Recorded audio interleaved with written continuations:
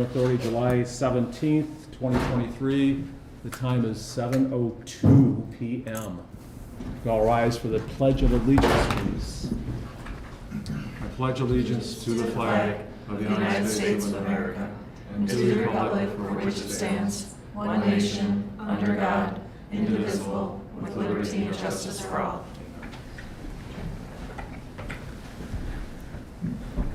Okay, let's see who's here tonight. Mrs. Colvin, would you take attendance, please? Johnston. Here. Schultz. Yes. Charles. Yes. Howard's absent. Colvin. Here. Carey. Here. Clark. Here. Moss is absent. And Cook. Here. Okay, item number 4, informational meeting, and Mrs. Westbrook, would you explain the purpose of an informational meeting? Purpose of that is, we didn't take it off there. That's the purpose. I'm wondering why it's on there, but okay.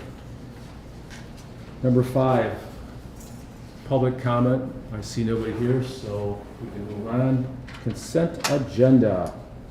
Approval of our proposed agenda. We do have a few changes. Somebody I can go through and mention those if you'd like.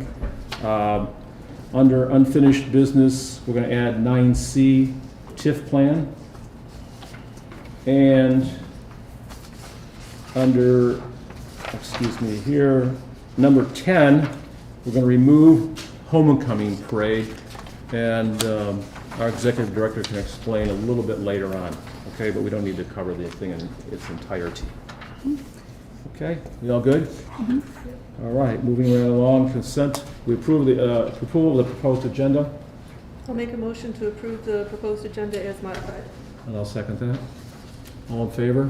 Aye. All opposed? Okay, motion carries. Approval of the meeting minutes. Pete, should we do all this together, B, C, D, or what do you think? Or should we separate them out? We can do the minutes. If there's no corrections, I make a motion to approve the June 2023 meeting minutes. I'll second that. Okay, discussion? All in favor? Aye. All opposed? Motion carries. So we've got included already C and D. You want to do that separately? C and D, I make a motion to receive and file the police report and the code enforcement report. I'll second. Okay. Discussion? All in favor? Aye. All opposed? Moving right along. Item number 7, the financials, money. So let's, Motion go ahead. to approve the financial statement, revenue expenditure reports, and paying the bills for June 2023 in the amount of $12,770.43. Okay, we have a motion. Anyone second that? I second. Oh, Catherine seconded that. Discussion. Yes. Grace? There was just a typo on the 2023 DDA bill run chart. Okay. It's the second to last from the bottom. It's the contracted services admin, Microsoft Office. It should say computer subscription. Okay. I will have it changed. Yep. Thank you. Okay, good catch there, Grace. Thank you. Okay, any other discussion, questions, commentaries? Okay, roll call, please, Catherine.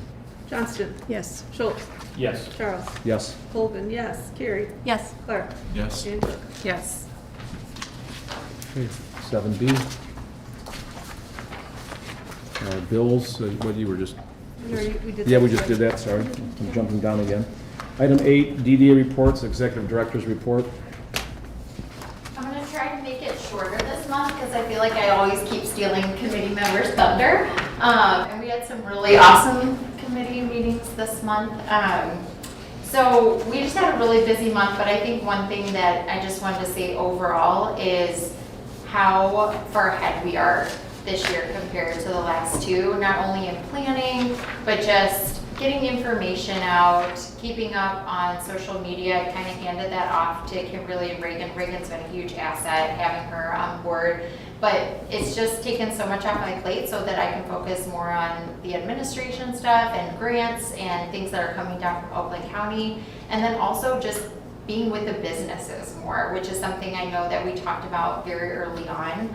is just meeting with them and understanding their pain points and just learning more so that, we can just continue to progress. So it was just a really good month and a lot of meetings with business owners this month, but also potential businesses that are wanting to come into the community. And that was just so wonderful to see this month, of people that are like, hey, do you know of any spaces that are coming available? Or what do you think about partnering with this business and, co-sharing a space? And it's just really neat to hear that so many people want to be here to grow their business. And we at Economic Vitality went in to see the smoothie guys, and just to hear their plan and how they're already expanding. It's just really, really neat. We did a ton of work overseeing the projects that are happening, so the placemaking projects, and then also preparing for the parking lot projects and the other side placemaking that's coming up. So a lot of phone calls and a lot of site visits this month. We did some successful trainings with Oakland County as we talk about our strategic strategy as part of that Main Street program. We did a good training with them on that and learning just more about what they're looking for in the upcoming year. So I'm just excited. I'm excited about the fall events coming up. I just feel like the community is really all in. So kudos to all you guys, because I just feel like we're going forward and we're not stopping, and we haven't slowed down at all. It's just really neat to see. That's it? Sorry, that's it. That's all I got. I'm not going into details. I'll let the committee chairs do that. Well, I think that's one of the things we're all trying to work on this year is committees. We have 4 committees, as we all know, and we've revived those the last 2 years. That's one of the big positives that have been accomplished the last 2 years. A lot of the committees were dormant. And the other thing is trying to put, not a straitjacket on our committees, but at least some degree of organization. The 3 components are what? Have an agenda, take attendance, have minutes. 3 things. And Grace, again, last time, that was a nice format that you helped put together. So that helps us do those wonderful things. Let's see, what's next on our parade here? Organization committee was postponed. EV committee, Yeah? fire So away there, we have a little Miss bit. Carrie. Yes, we have a little bit of an extended update to, this month because we had 2 meetings. One was actually a makeup for last month, and I really want to, put out a lot of appreciation for the other members of the EV committee for coming to 2 meetings, 2 weeks in a row, and I really think we got a lot of work done between those 2 meetings. So some of the key takeaways are that 2 weeks ago, the July 5th meeting, we really sat down and started to take a look at a pilot program, which we're going to get to later on the agenda in more detail. But we started wanting to think about creative ways that we can bring people into the town and really get them excited about being here, spending a whole evening in the community. And it's kind of, I think, really relevant timing that we're thinking about this right now. At the state level, the Office of the Foundation Liaison recently put out a population study for Michigan. And the key takeaways for that are that our population in general is declining at a pretty significant rate. The population that is here is aging, and that we don't have sticky enough places as they've described it. So one of the kind of proposed things that we can do to make our communities more attractive is to make our places sticky, make people want to be here, want to stay here. So I think thinking about this program and everything that we're doing really on the DDA right now is very timely as we think about placemaking and attracting new people into our community. So we've come up with a pilot program that we're calling Hometown Hop. Like I said, we're going to get into that a little bit later. We've put together between the 2 meetings an implementation plan for a pilot program. This would utilize the trolley. We would partner with neighboring communities. We've outlined a couple of potential candidates for that as well right now. The idea generally is that we will use the trolley to bring people from the neighboring community one evening for an excursion in the town, partner with our local businesses to have some coupons or things in a swag bag. Maybe they can have some live music or something that night. And then we will alternatively have a trolley night that will go from our town to our neighboring community with a similar kind of situation. It's a great opportunity for us to collaborate with other DDAs and communities, and a great way for us to get new people into Oxford to see how great our downtown can be. Something else that we also started to talk about at our second meeting on the 12th was the idea of a town tailgate party. We thought this might be a great opportunity to use the Washington Square for the day of the Oxford Lake Orion football game. We know that that's a really big event, really fosters a sense of belonging in our community. We thought that this could be a good opportunity to, again, bring some businesses together, bring our community together, and really utilize the square. Outside of those two things, as Kelly mentioned earlier, we got to meet the owners of Smoothie Guys, which is a new business that just opened. If you haven't been there yet, it's right by the footbridge for the Pollyant Trail. We met one of the owners, Greg. He was very, very nice, has some very exciting things going on. They are using their location here as kind of a test or a pilot of their own. They would like to start franchising the Smoothie Guys. And they said that already they've had an incredible amount of support from the community. Their smoothies are delicious, so highly recommend stopping in there. And I think those were all of our major points that are going on. But that's why you'll see two sets of agendas and meeting minutes for us this month around. And I'm going to stop talking now. Well, I'm feeling a little bit because I can't help myself, but I think it's a way to utilize the trolley. We've been doing this run back and forth, Oxford and Lower Oxford for a while. I think we can expand out, as Grace was saying, maybe pull some more people in from other areas. I think that's an opportunity also, as Grace said, is to have some synergy with other DDAs, be it Rochester. Clarkston, I guess, is going to be putting together a DDA pretty soon. I happened to talk to their township supervisor a couple times. Even yesterday, we had a picnic together, and I talked with Jose about that. The other thing too, the tailgate, years ago, I remember when I was on the Boosters Club, we had that first big game here at Oxford with the Little Lizards down there. We had 8,000 people at the football game. 8,000 people at a high school football game. And I know we worked pretty diligently, and we had a lot of happy people. We set up extra concession stands so people didn't have to wait in line, cool stuff. So I think the tailgate that Grace just brought up, I think they become a fun thing and bring some people in the town and utilize Washington Square, right? I mean, we've got this great thing, let's use it while we've got it. Who knows? It could be sold and could be a 3-story hotel 2 years from now. Or maybe Bryce will buy and put some property there of some sort, Dorothy's got a question. Which I think these are all great ideas. I think it's fabulous. So will you guys work hand in hand with the PR committee then? How does that work? 'Cause For the tailgate? yeah, For both? Yeah. I think we'll get into that a little bit more with the implementation plan that's further on the agenda, but the idea is that this would be kind of a DDA-wide program, but since it's utilizing the trolley and also I think focused on the kind of economic ties between our community and others and really bringing the businesses together, I think in large part it'll reside with Evie, but it's definitely going to rely on the promotions committee quite heavily. Yeah. I think, Dorothy, you bring up a great point, though. There's a lot of overlap in our committees, isn't there? A little bit. I was just trying to, because I read your mission statement or your, I just wanted to be clear.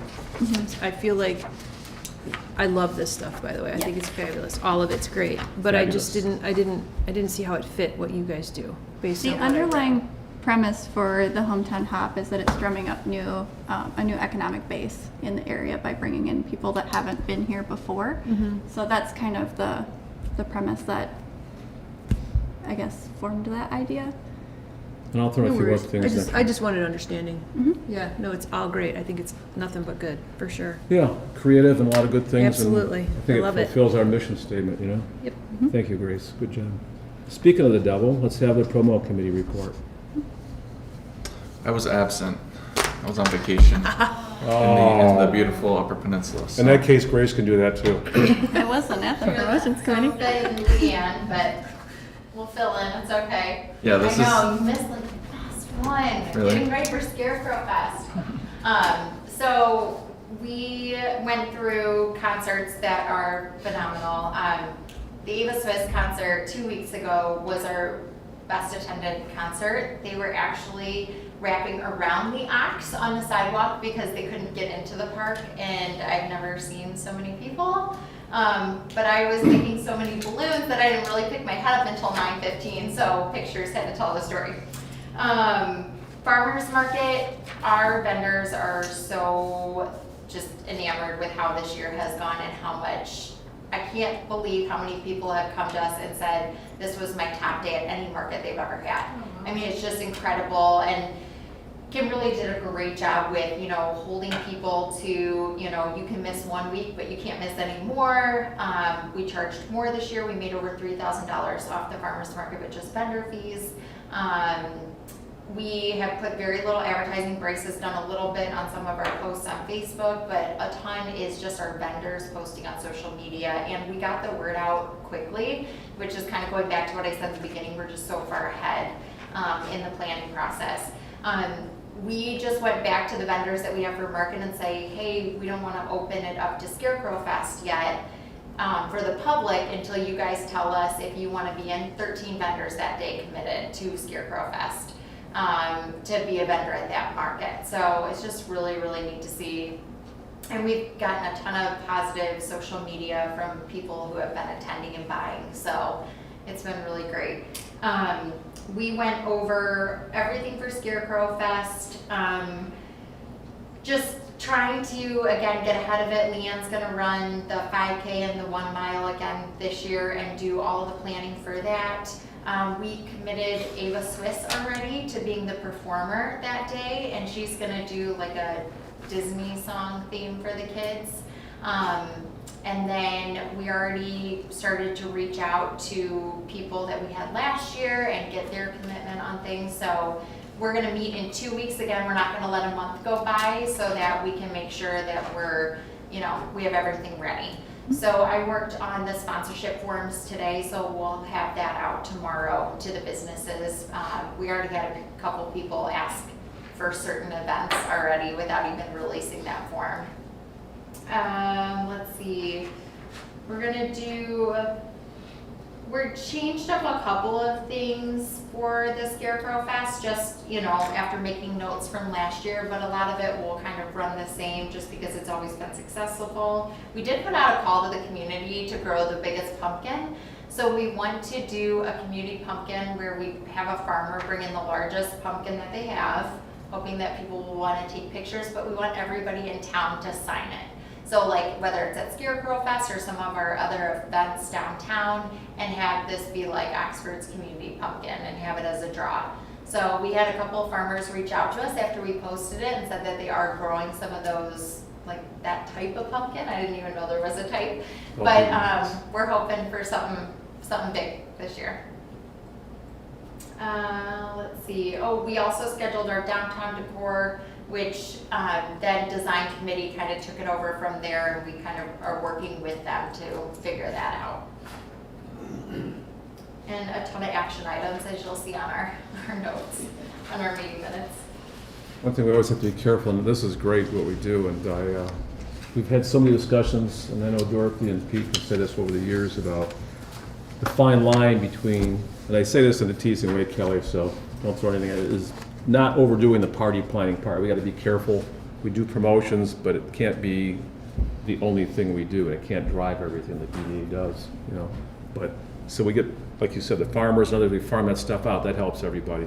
So the DDA doing that. Sorry for that speech. Okay, design committee. You brought that up. Are you the design committee person again? I can do design committee. All right, Catherine. So design committee, I was a little late, I apologize, but we ended up managing just fine. For those of you who don't know, Nicolette was the chairperson of the design committee. She resigned.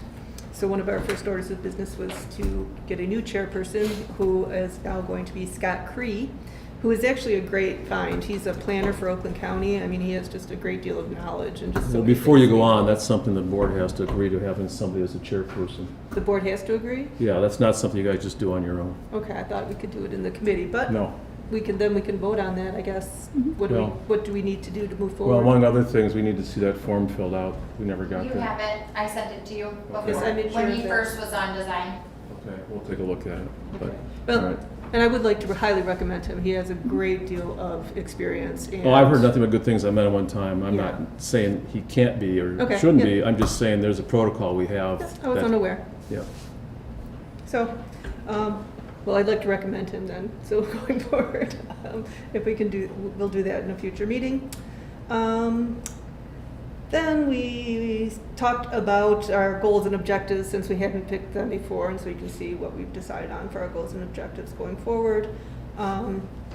We discussed having kids' activities in each area, one kids' activity in each quad, something that'll draw the kids in, something that we can, they can take out, play with, put back, you know, the big Connect Fours, things like that. People talked about colorful hopscotch boards, things just to get kids to, you know, jump around and play in the areas. We discussed having quarterly budget discussions. We didn't actually have that discussion, but we will do that going forward. Discussed future programs and grants. There's 2 currently outstanding grants, right? The MEDC and MEDC placemaking. So we're hoping those come through. We'll know in September for those. They're rep. Sorry. That was on silent. Now I'm awake. Sorry. That was great. Golly. They're both RAP 2 grants, and one is we're just a part of Oakland County's grant, and then the other one is the one that we applied for on the behalf of us and Les Thomas for the party shop. That's anticipating to come through in September. September we'll know about both, yep. And we know that we can't get both, we will get one or the other or none, so we just wait and see. And you're going to be a little bit picky. Beginning, middle, end of September? What's... They're hoping by the beginning of September. I think if that goes through, the whole town should have a giant I tailgate think we'll party, all don't you think? have a party, exactly. We should have a huge celebration if we get that done. You know, even though I'm saying don't be a party planning organization, I'm certain our village manager and village council president would probably want to throw a party. There we go. It's settled. We'll just set the date. We woke her up again. I'm here. We discussed a couple of potential upcoming grants. Summit Physical Therapy is probably going to ask for a sign grant, and Lori's Pet Paradise wants a facade grant. But we'll get more information on that going forward. We talked about the giant pumpkin again, but well, we're all excited about a giant pumpkin. And then we did discuss changing the time, so I don't know if all of you have the time. Some of our committee members just can't make it at the time we were meeting, so we're moving it to second Thursday at 9:30 a.m. instead of in the afternoon, just so we can have all the committee members show up. Cool. And I think that's it. Anything else, Kelly? Comment from Mrs. Cook? I noticed that the committee meetings were posted on Facebook for notice, so, and I think it said 2:30 and maybe it was 2, but it sounds like that's gonna change It's gonna again, change, so yes. we'll just update that. I think that's great to let everybody know. The other thing, Chairman, would you entertain a motion to appoint Scott Cree at this time, or do you wanna wait to a future meeting? I'd like to wait till a future meeting. Okay. And then, but as far as functioning at the committee, I have no problem with him doing that, Catherine. Just want to make sure we, No, Like I let's follow said- the correct protocol. I just was yeah. unaware of what. I mean, I think we all want to do that, you know, so. Does that make sense, Kelly?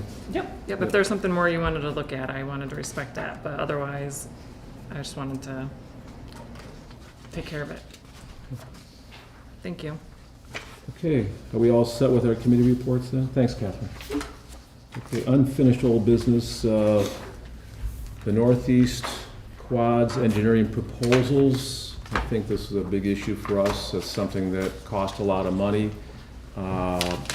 It touches on some sore subjects, or sore subject over the past few years, if All I'm, of this is sore right now. yes. So, Well, I think it's great. Yeah. Board recognizes Mr. Joseph Madore, who wants to discuss, let's first of all, Joe, if you give us a moment to turn to that page in our packet, please. And you're under the contract for engineering services, or where you want to start? Yeah, there's 2 of them with Rowe in the packet. One is for the northeast parking lot rehab. Okay. That's the one I think we should tackle first, because that is right around the corner. Council approved, and I sent over the notice of award today to Rowe to provide to the contractor.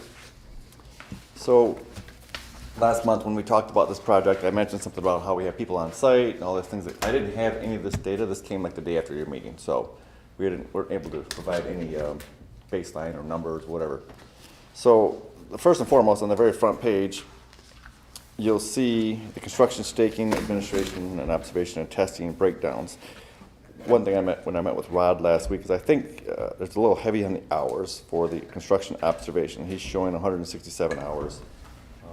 They might work 10-hour days, they might work 5 days a week, so you might get 50 hours a week out there. And so that could be like a 3 weeks and then a little cushion. But I don't know if it's that big of a project, so based on what they were saying before, that it's that long.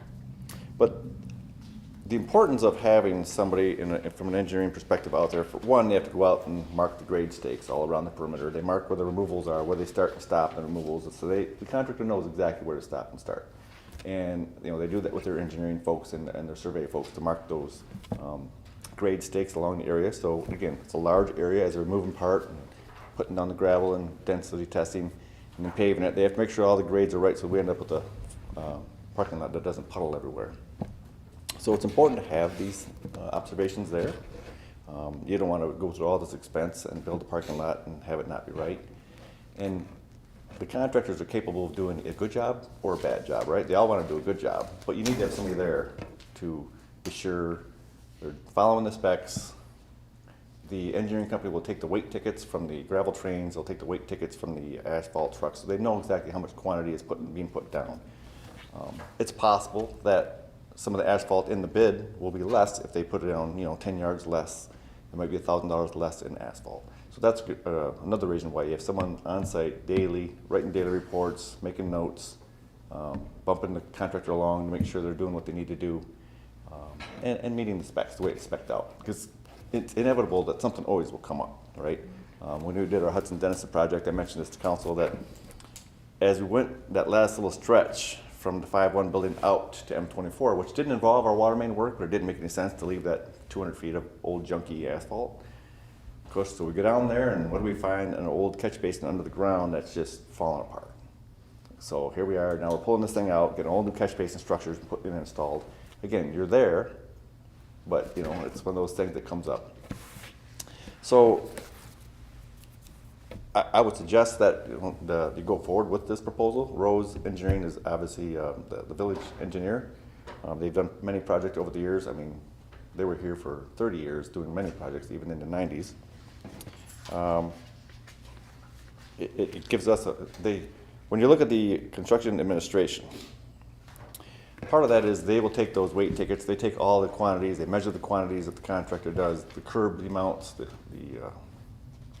aggregate amounts, they bring those into a tally and compare it with the estimated quantities in the bids. They put together a pay application. That pay application, they fine tooth it, and they approve that pay application and send it to us to sign off on in order to pay those quantities that the contractor has done. So that's another part of it, what they're doing. They're ensuring all the quantities and measurements and things as well. So we're paying what was installed. So Joe, what is it you're asking for? I would look for permission to sign this contract on behalf of the DDA. I mean, so we can. The dollar amount being? Yep. 30,900. Yes. It puts us at about 277 for the entire project. So that's with the parking lot bid and this. But okay, so that's really tight on what we tried to even budget for this year, but we can't, there's just no way that we can go without them being out there on site. Because after going through just this smaller project, I just would be fearful that we wouldn't stay on time, that things would be done wrong, and I really feel that it's necessary to go. We might have to tighten up in some other places, like more January through March before the next TIP plan gets approved, depending on, who comes back and who doesn't. But we have to, if we're gonna do the parking lot project this fall, we need. Joe, what do you, when you and I were talking about it, could you repeat some of the numbers you were talking about? That's where I was really going. I agree with what you're saying there, but you were, the $30,900, and then you were talking about, or is it 39? I forgot now. 30,009. 30,009, and you were saying that Observation is. our quote came in a little bit less to kind of compensate for this bump up in services. Yeah, so the engineer's estimate was around 289 or something like that. Yeah, so We had 3 contractors just above right and 3 under below. 290. Yeah, and so we had 3 contractors below it that came in bidding, and then 3 contractors above it. So the engineer was kind of right in the middle of where the bids came in, so they were pretty accurate in their end of things. And that was strictly for the contracting work, right? That had nothing to do with this part, the administration and the staking and stuff. But again, by having them there, there's no way that I had the time to be out there every day. I was out there a lot, even when they were on our Hudson-Denison project, even when we had an on-site daily inspector as it was. Because there was a lot of things going on there. It affected a lot of people, a lot of homes, a lot of water service lines, a lot more. What was the curb. initial thought we had for the project, not counting this $30,900? I'm not sure.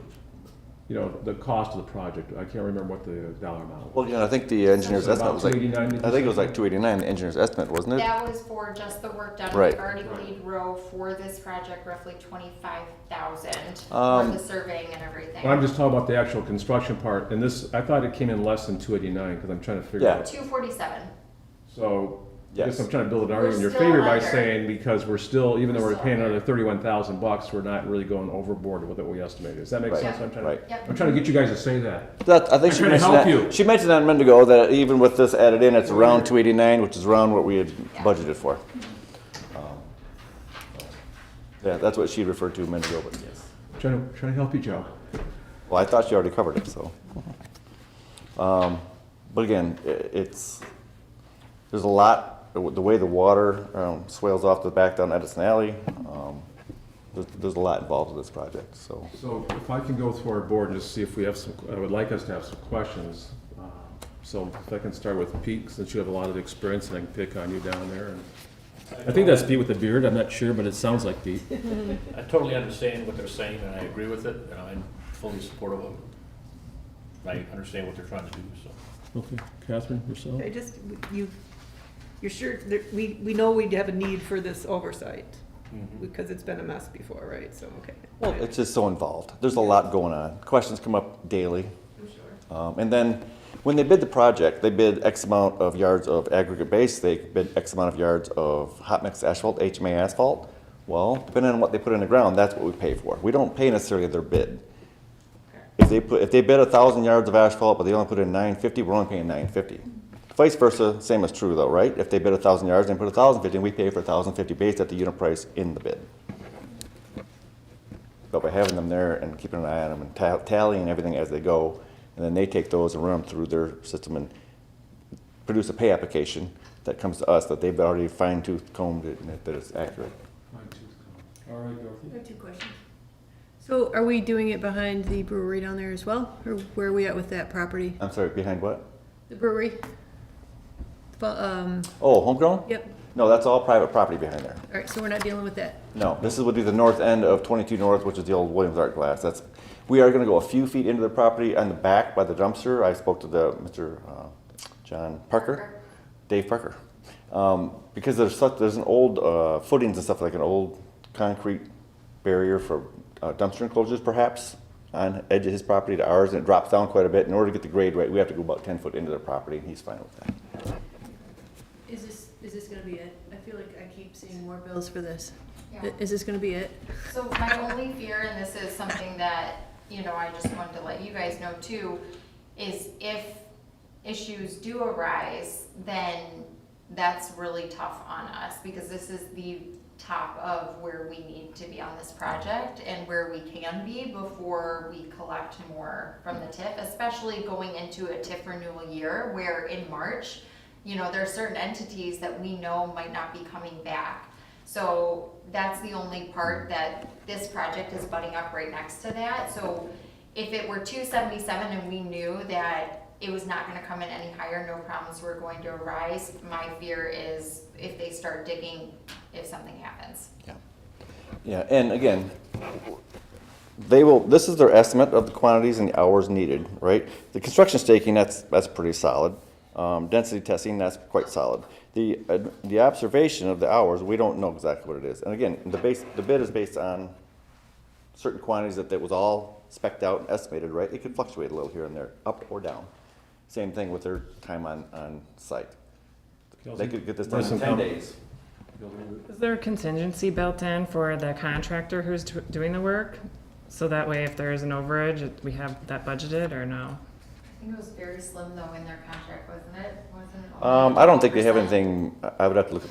So when the engineer gives an estimate, they'll say, here's what we estimate, and then they'll throw a 10% contingency on it. It might be in this range, but now that the bids are in, they are what they are. So they are set. Yes, but again, that based on the quantities of removal. I mean, you start removing something, and then you have to go a little bit farther over. Let's say there's poor soils at the edge, and you can't just pave over that bad edge. You might have to take a few more yards of asphalt or undercut it out. You might run into a catch basin out there that's, terrible. That's, you got Bob's chair. Every time. Chiropractic adjustment? It happened. So Attorney at the village council. these aren't not to exceed prices on either the contractor nor the engineering company. They're not. No. That's what I read. Okay, so this is the budget. So Yes. if we're making a motion to authorize you to sign the proposed contract as presented, it'd be for this project budget. Right, but as they state right there, compensation will be based on our billable rates for the staff assigned to the project, and they propose services to be budgeted for. Again, but until it's over and done with, we don't know exactly what those hours on site are. Again, staking is pretty solid. They know to get the crew out there, spends a day going around making the grade stakes, engineering, surveying crew, and the density testing, that's pretty solid too. They come out, they use a machine to density test the asphalt. I have similar thoughts to what Kelsey brought up, that, we have pretty close estimate, because going back to what our executive director said, we're pretty thin right now, so we gotta be careful, and I like what you said. So if so many yards, they go over that, they've gotta prove it, right? Yeah. The old school That- thing, prove what your work is. So- And that's what the on-site inspector does. He'll do the quantities. If gravel train comes in, they have weight tickets.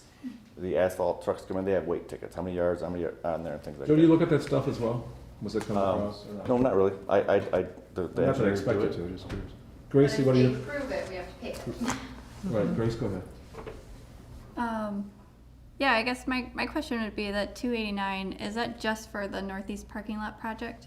Okay, so this would not come at the expense of what we could do in the other parking lots in the future projects? Right, so this is only for the northeast Okay. and only up to Williams Art Glass. Yeah. Bryce? I was just wondering I'm for the sorry. budget, not the. Oh, yeah. No, I think my questions have been answered. Now that you've, Except for what Do you chair. want that I'm one? gonna sit next to. Get that one, So- Oh, I put that one there last week. FYI, we have budgeted for new chairs in here. We haven't got them ordered yet, but it's getting increasingly obvious that we need to do that. Kelsey has a comment, please? Would you entertain a motion at this time? Absolutely, it's time for it. Okay, I would move to authorize our village manager to sign on behalf of the Downtown Development Authority the contract as presented for Northeast Parking Lot Rehabilitation Construction Engineering Services. Seconded, supported by Mr. Schultz. So it's one more opportunity for further discussion. Anything anyone wants to bring up? So Catherine, if you can do a vote, please. Yep. Johnston, Yes. Schultz, Yes. Charles, Yes. Colvin, yes, Carrie, Yes. Clark, Yes. and Cook. Yes. Okay, motion carries. All right. Stay there, Joe. I'm not going anywhere. Oh, darn. So the second one from Rowe is a design project, engineering services for the southeast quad placemaking. I mean, Playscape sounds great, thanks, Joe. No playscapes.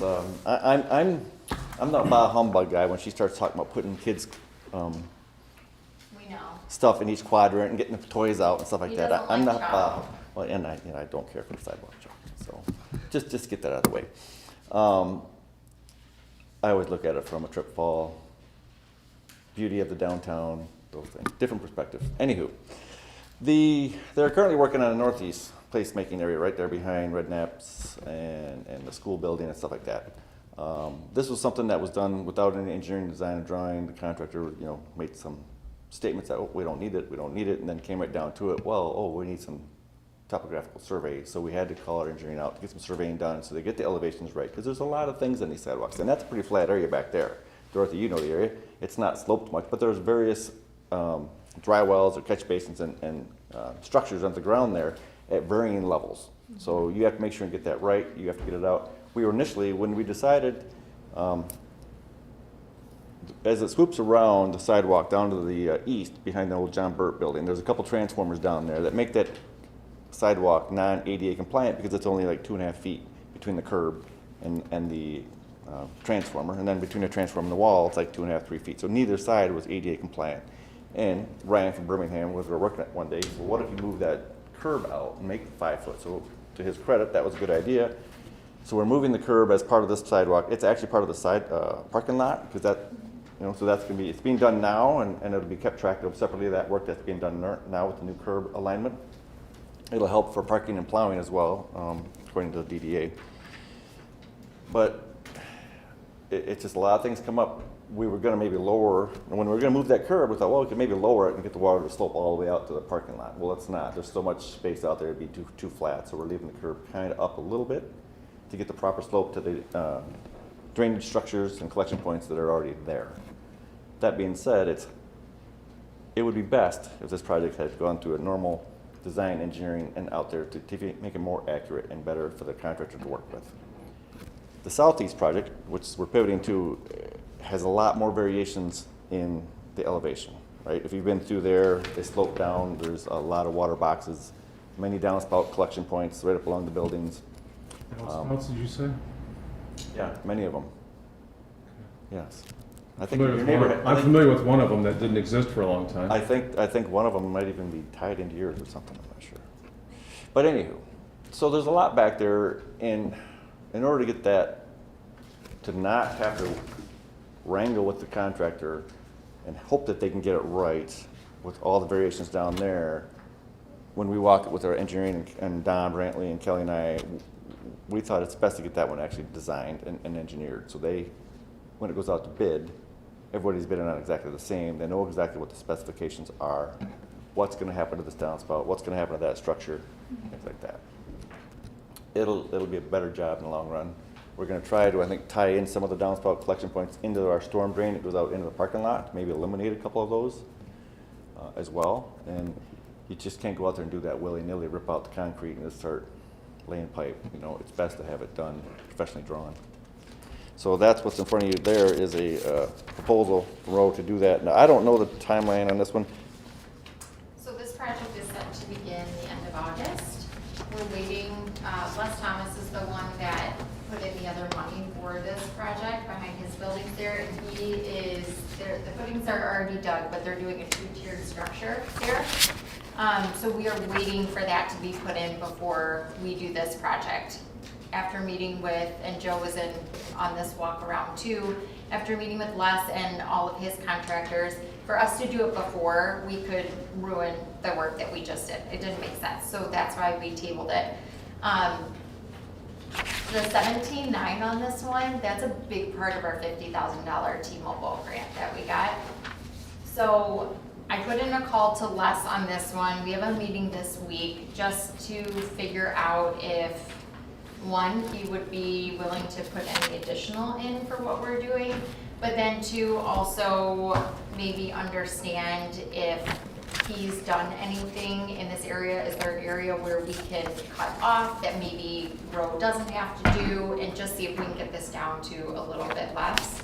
I think for us tonight, I think we approve it up to this amount because the project is supposed to start next month. And then if we can bring it back, we will. If not, we'll just shorten the distance that we go with that flat work out, and we'll have the engineering done for the next grant and we can continue on. But at the end of the day, we have to do it right. So it is what it is. So if you guys don't mind, I'll follow the same format, just asking us to kick in our 2 cents worth. So I'm going to start with Bryce before he falls down. Bryce, do you want to make a couple points or questions? No, I don't have anything specific. I'm looking forward to what everybody else has to say. That brings you up, So Grace Carey. what is our total budget for the southeast parking lot? So what we're doing is we're taking anything off, and this was actually in the grant when we applied for the Consumers Energy Grant. We're taking anything that we can off there after that project is completed and bringing it over. One of the things that we already did is we already slotted furniture because we purchased in bulk, so for over there. I don't know the exact numbers only because we're still making it through this project, but I know we will have a portion left over to continue the work on the south side. Les and I have sat down numerous times and looked over those numbers. It will really come down to, do we need to take the fireplace out on that side? You know, it's gonna be those extras that we wanted that we might not be able to do right away. The flat work will get done because that all has to be at the same time and we wanna be able to do it right. We might have to take back the lighting right now, we might have to take back the fire pit right now, things of that nature, but at least we can put those things in later. And it could be within a few months, you know, that we can do those things, but for the grant purposes, we have that 50,000 from T-Mobile and roughly estimated another 50 from the consumers that we'll be bringing over. I just don't know that exact number. And then I have a second question. This is maybe a bit more for Joe, but would this engineering possibly reveal like significant stormwater infrastructure work that might need to be done beyond just like storm drains off of buildings? I'm just wondering because there are stormwater infrastructure funding opportunities that possibly It's possible we'll come up with other things, again, they aren't doing a full engineering of the stormwater stuff, they're just indicating like where it will be and where they should go, just so the contractor has a layout. And one thing that we did do, when we first met with Paul, and I didn't have him change it, he's not preparing bid documentations and everything for this one, whereas the other one, we already did the bidding and bid documentations and the bid award and all that stuff on the other end. We did that back months ago. So this would have to be bid out. We may have to have them prepare some bid docs at least for us to get it out there. But it doesn't include any work on existing catch basins or the manholes. But we don't know what we'll find in the older stuff when we get down there. My comments would be kind of along the lines we're talking about, the old rule of life: if you want something done, do it right. There have been some issues where people do things poorly, or, you know, personally, I remember years ago, my little building, I got a call from my tenant because she couldn't flush the toilet, the sinks wouldn't work, everything was frozen because the water lines coming to the building were frozen. This is February, of course. And I went out there to try to, you know, obviously see what's going on. It cost me a lot of money, because I had to hire a company to come out and dig up the concrete, redo the lines. And when they were doing it, they found out there's lines down they didn't know about. And they weren't dug deep enough either, which is one reason they froze. So going back to what Mr. Norris is talking about, let's make sure things are done the right way. Yes, and again, Rather spend $5 now than $500 later on. yes, and this is the design work, but again, when we were talking to Paul, this is the way this is set. We didn't, we aren't asking them to be on site on this project like a large parking lot project. Kelsey? I know this is kind of like a quick turnaround, and so Row is the way to go, but I just wanted to put out for consideration that we don't have to use Row. We could get proposals for different engineering consultants in the future if we think, you know, we could do better with price. And I'm going to come back to myself. That's a great point. Thank you. You know, Jim Sharp does it over at the township. I've talked to Jim. He lives in Oxford, by the way. So he's available. But that's something for all of us to keep in mind. We don't have to use Row. And you said, yeah, they've done things for a lot of years, but that also might be an indictment, too. Right. Well, for, I don't know, 10 or 12 years, no Action Frost was here, I think. But I'm just saying, as Kelsey said, I agree with what you said. We can look at other people besides Row. Dorothy? I have a lot of thoughts on this. I guess my concern is because a lot of the infrastructure and stuff is older, is there concern that we might just use up all that money once we break ground and find all kinds of ancient stuff? Like, that's my fear, I guess. I'm not saying let's not do it, but I can just see where this is gonna be like going down a rabbit hole a little bit. Yeah, no, I totally agree. It just kills me to see that big number, but I know what we just went through behind NAPS and behind your old building there and all the issues that we ran into by not doing engineering first. Yeah. And I just don't see a way around it if we don't want to do it right. I'm just afraid that we do it and we make it beautiful and this winter the ice settles in and just ruins it all. And if I recall, the 50,000 T-Mobile isn't all that there is for this project, right? We'll bring over the other 50 from consumers. Okay, that's okay, so. Catherine? No, I mean, I tend to agree. I'm worried we're gonna find a lot of problems, but they're gonna be there whether, so we have to do it. It doesn't matter really. Right. At the end of the day, we have to do it, right? Yeah, Right. yeah. Mr. Schultz? Joe, do you know approximately when that stuff was all done back there to begin with? Was that in the 90s or in the 80s? All the streetscape back to the sidewalk, the curb, the trees. I know the one that did the one downtown, it was like 98 down, but I don't know about on the backside.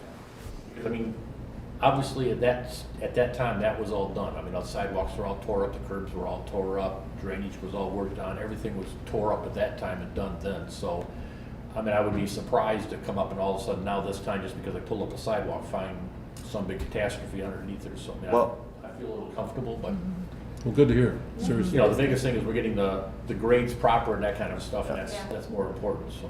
To that point, a couple years ago when Comcast was coming in and boring and tearing up sidewalk stuff, they unearthed a sewer manhole that had 4 inches of concrete on it that even Don Brantley didn't know was there. So I mean, a full structure with a manhole was cemented over. So, to the point you don't know until you know. But yeah, I wouldn't expect this to go down any, because if there's any room, there might be some bid documents to prepare or something like that. There might be even a couple other things you just want to make sure they add in. I So, would like to see them do, if they're gonna do this, I want the bidding process done with this, Yeah. but I don't wanna owe them more for the bidding process, especially after we just gave them our business for the Northeast Yeah, parking yeah. lot, the NAPS project, and now this. yeah, and to that point, and I think Kelsey has a valid point. You could perhaps get a different engineer to do something differently, but the biggest concern I have with that is like our auditors. You can get a different auditor every year too, but the continuity is tough on that. But working with one and having a relationship with them is good in the long term. I assume the township has been using Jim Sharp at Sharp Engineering for many years as well. They know the system, they know your system, they know your policies. It's I would hate to go through all that machination to save $2,000, and then you have someone in there just never been here before, and they don't know Don Brantley, they don't know where this is, they don't know where that is. So that's my only cautionary tale on that kind of a thing. Is I like my personal lines of insurance. I don't like to change those. I like my agent; they've been with me a long time. You know, there's a reason that the continuity is helpful. Okay. So, would someone like to make a motion? Kelsey? I'll make a motion to authorize Joe Medora's village manager to sign the contract for engineering services for the DDA Southeast Parking Lot Streetscape Project as presented. Would you like a not to exceed amount on that? I think that makes sense, $17,900. and I'll second that. So it's been motioned and seconded. Any further discussion? No? Catherine, do a roll call vote, please. Johnston. Yes. Schultz. Yes. Charles. Yes. Colvin, yes. Carrie. Yes. Clark. Yes. And Cook. Yes. How you doing, Joe? Good. The only Better thing stop now, you're batting pretty good. the only thing I see coming down is perhaps some construction staking on it. There's no density testing on the concrete at least, so that's a good thing.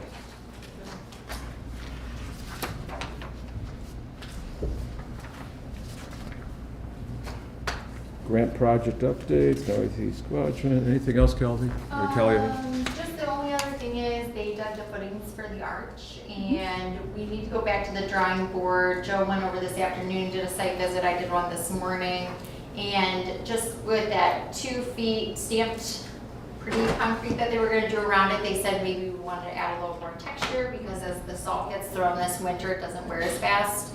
So we're just trying to figure out, but the look won't change much. It's just gonna be a little bit more hardy. So, but everything is going well, and I've just been probably overly communicating with the business owners a little bit over there on just their progress and what's going on. So the business owners, though, they taped it off nice. They had entrances to all their back areas, so we're okay. Item number 10 on our agenda. You added a C. Oh, I'm sorry, you're right, 9C. Okay, so this TIF plan is separate packet because we just got it today, so that's why it's being added. you saw the one last month, we were at like 17.5. For McKenna to come in and run this. We're up in March for our TIF plan, so I went back with Mario and I said, hey, can we get this down to 11.5? We're able to do some of the work on our end. We can work alongside you.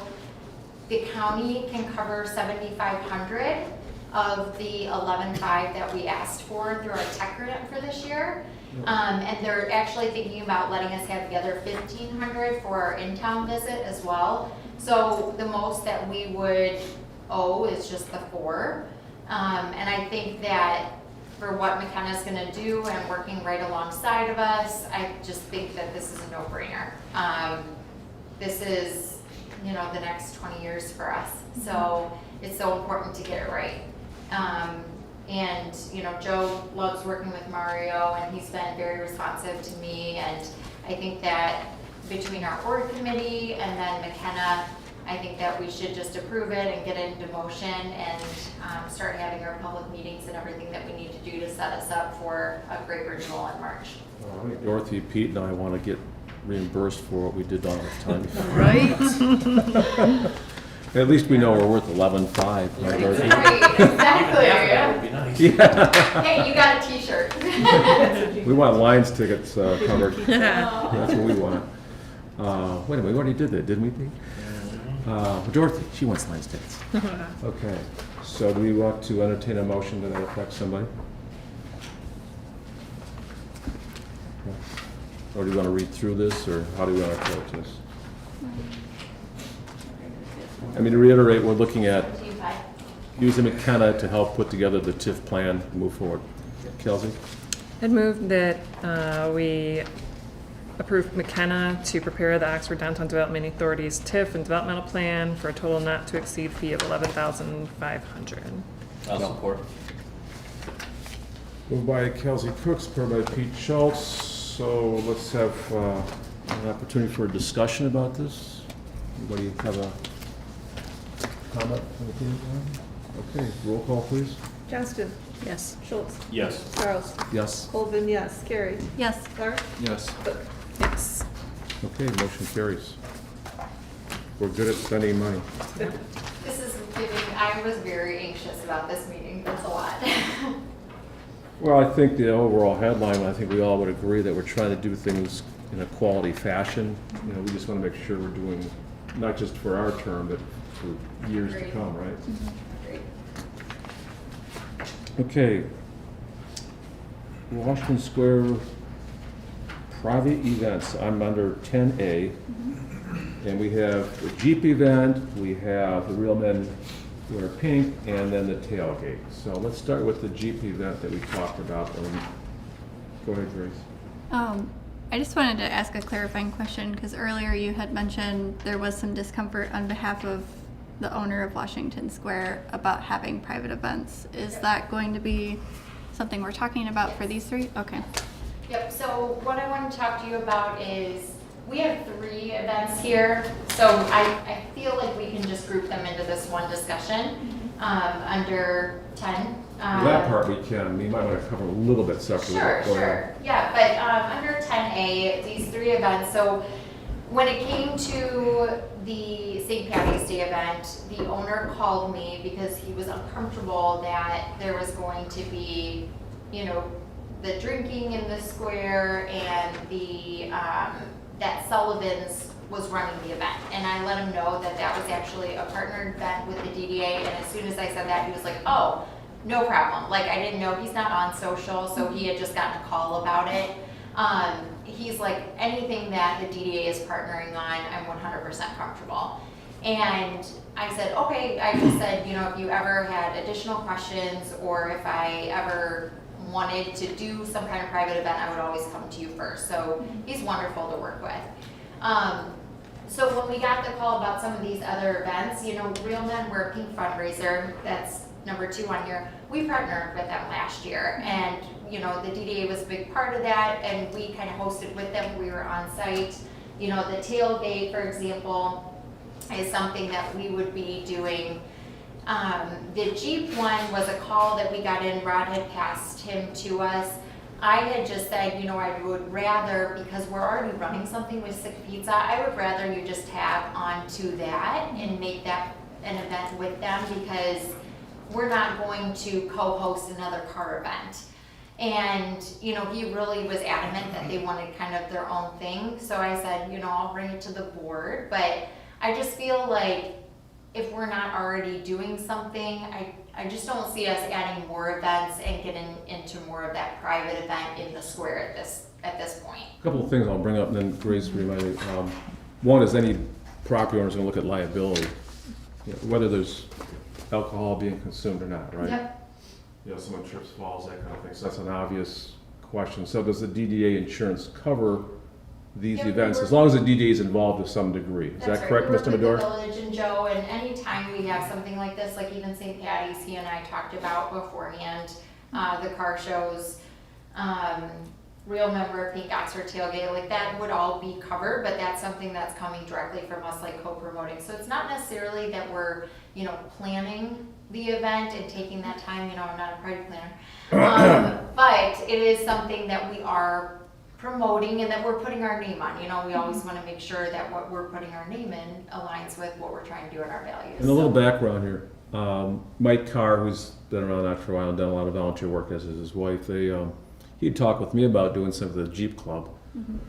And, the issues would be is, well, if you're bringing Jeeps, obviously you don't want being parked on Washington Square for all the reasons we would imagine. But I did say we had others to consider, such as what our friends at Sick Pizza put together. But I did suggest you call Kelly to make sure any loose ends, and I appreciate what you mentioned him. So at that point, Grace, you had your hand up first. Yeah, I was just wondering, so if we don't allow like the Jeep event to happen in Washington Square, is there an alternative location that we could recommend to them, or is there a partnership that we could help facilitate? Because that is part of what the DDA does as well, is facilitate these introductions and partnerships between community members and For sure. businesses. So the I'm first going thing to we interject said- again is I will give Yeah. Mike a call myself, and I'm going to suggest he talk with Scott Taylor at Sick Pizza That's what about we did. organizing Yeah. it. Right. That's what we did. So the first thing that came to mind was, can we set up a meeting between you and Scott Taylor? Because Scott would love more people to come to the car show, so I actually found this as more of a win-win, but he wanted his own event, so that's why I said I'd bring it. But absolutely, we never just say no. I feel like we always try to give them a different way for it to happen. Does that make sense, everybody? Yeah. Kelsey? So I'm gonna go back a little bit to the insurance coverage aspect, because so is the DDA just sharing information about these events, or are we like sponsoring it? Because you said like for the Sullivan's one, you said the DDA's Yeah, so we Our- co-promoted that one together. Co-promote, okay. We did the trolley earlier to help support the event, things like that. We did a lot of the flyers, but then we also kind of oversaw it so that we knew that alcohol wasn't being served outside in the square. We were following social district rules where they still had to go to the back bar inside the restaurant to purchase. So we oversee it in that capacity too, just to make sure that they're following all of the rules of the property. Okay, that But that's- sounds good. Go ahead. But, Mike. so insurance coverage, so the village insurance extends into Washington Square, is that what I'm hearing? Yes, yep. So if somebody trips and falls Washington Square, the village is gonna get sued, we're gonna get sued, the restaurants involved are gonna get sued. So I'm trying to make sure, like, do we have sufficient coverage? That's gonna make our premiums go up, we're not gonna be insurable for the square anymore. So here's my attorney mind just unraveling, right? So like, how do we make sure that with these events that it's not seen as our event? It's just we're helping doing the promotion. It seems like we're kind of caught between 2 points there, because if it's our event, Yep. then we're in a sense, if I'm the insurance company and I'm going to say to you, are you sponsoring it? And if I say, no, I'm not sponsoring it, I'm just promoting it, they might say, then we waive coverage. Well, we're working with them to promote that event like it's under us, like we're the umbrella. That's why I think we're so specific, because we've had this insurance discussion multiple times. We are very particular about what events we umbrella over. And then also, it is in social district when we did the map for the state. So just like the sidewalks of the village would be in social district, Well, this is again in social district. I know when I did Lone Ranger, we had a lot of people, as you know, and the DD at that time was really uncooperative, did next to nothing for us. We bought our own insurance. You know, and for a lot of reasons. I want to have it anyhow because I didn't really trust what's going on. Plus, we got zero support from the DDA and very little from the village at that time. So we just bought our own. That was a one-day event. It wasn't terribly onerous, but it was something we did on our own. That'd be similar to the Christmas parade. They have to get their own insurance. Yeah, yeah, and that's a pretty tiny parade. That's, you know, Yeah. So, but it's a separate event. It's not a village event, right? It's a special event application that comes to the village council approves that entity to hold that event. And so then they get their insurance.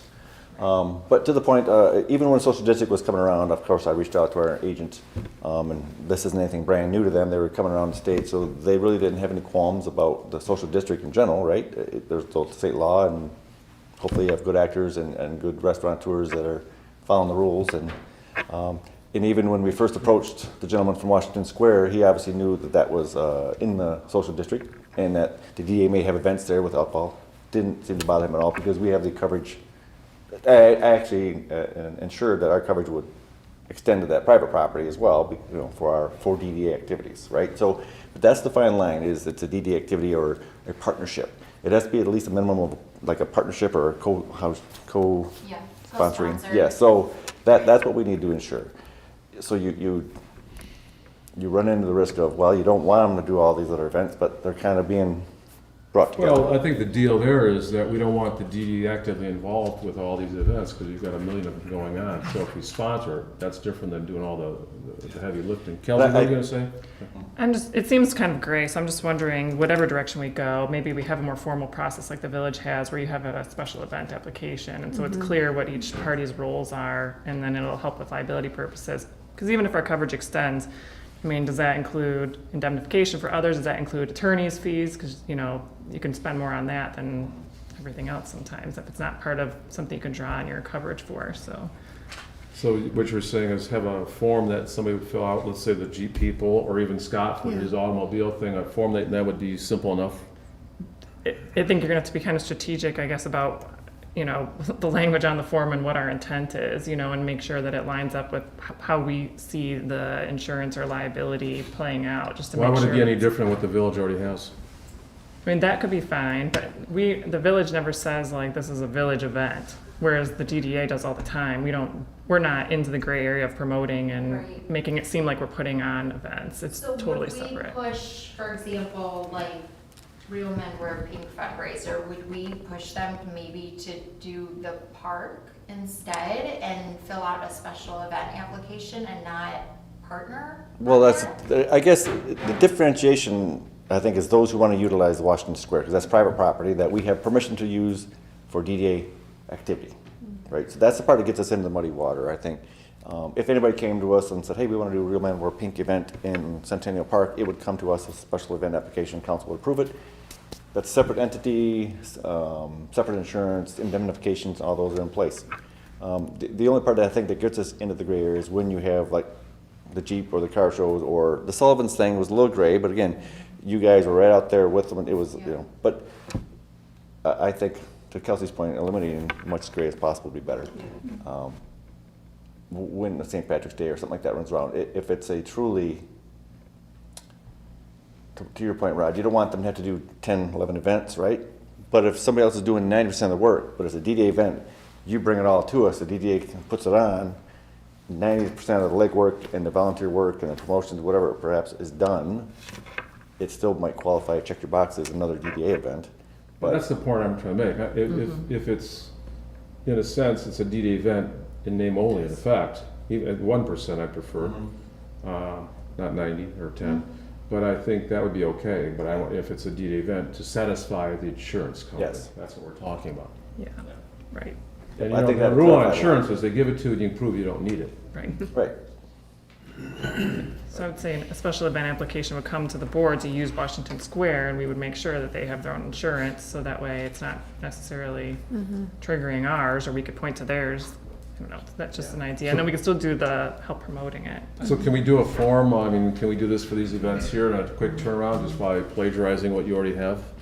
possibly. I just don't want it to be something where people feel like they can just fill out the form though and Yeah. write the square, because I don't wanna get this into where everybody feels like they can just run out Centennial Park, because I feel like the business, or the landowner will not approve that, because Yeah. it was very clear that if the DDA is like partnering on the event, that's fine, but he doesn't want somebody just renting the parking lot. So then the answer would be the forum plus the DDA board would approve the event. I think by having that official action on those, if you say, look, we approved this, the car show on Wednesdays, whatever, that gives you the broad acceptance of, yep, we acknowledge what we're doing and in partner with. And then maybe we push these other ones to Centennial Park that want a private event, because now Centennial Park is part of social district, so that helps, I think. Yeah. So to replay this, we would say that for those who want to use Washington Square, complete the form, and the board would want to approve it, so it becomes a DDA event.